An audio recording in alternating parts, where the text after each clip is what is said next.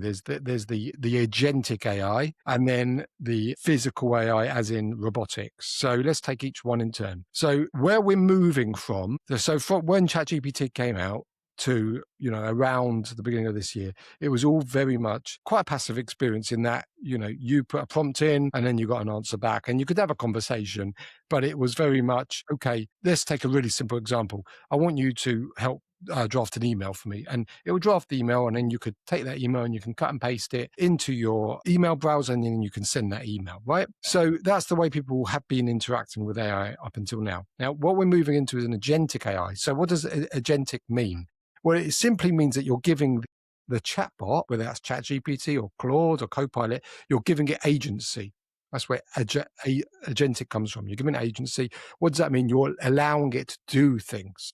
So let's take that really, really simple example, email. So an agentic version of that would be, not only does it write the email for you, it then goes and sends it on your behalf. That's the agent. That's the agent. Immediately, you can see two things there, hopefully. Number one, that's incredibly cool and amazingly powerful. On the other hand, that's bloody dangerous, right? Right. So, yeah. It's because you're letting it do especially if you don't insert yourself in the loop in the middle of it somewhere, right? Yeah. So this is the thing, right? So that's a really, really simple example.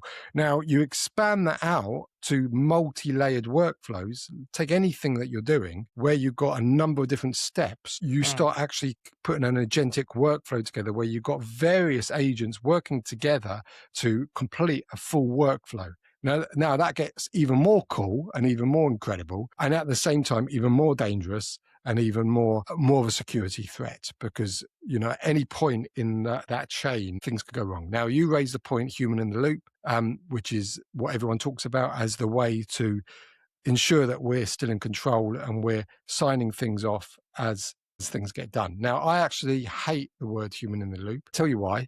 Because that implies that we are somehow subservient to the AI. I prefer the word bookending, which is we're taking responsibility for what we're asking it to do and what we're asking and the final output. Semantics really is the same issue. I just don't like that terminology because it does imply that we're the AI's kind of on top of us.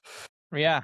But putting it that way sounds like now you made me think. Someone raised that to me. A very clever guy called Sir Robert Buckland, who I'm going to have on my podcast, raised it to me, and I've never been able to forget since he said that. And I thought, you're absolutely right. Absolutely. Now you're going to make me think about this, because it does. If it gives that, but anyway, the principle's right. There's a human somewhere in there controlling the steps.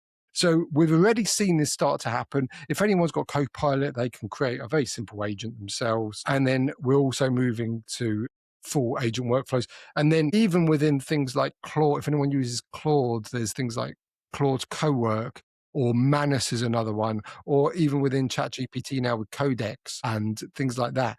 These are like generalized agents. You can do an incredible amount with them. You could ask it to go and build a website for you, and it will go and build a website for you.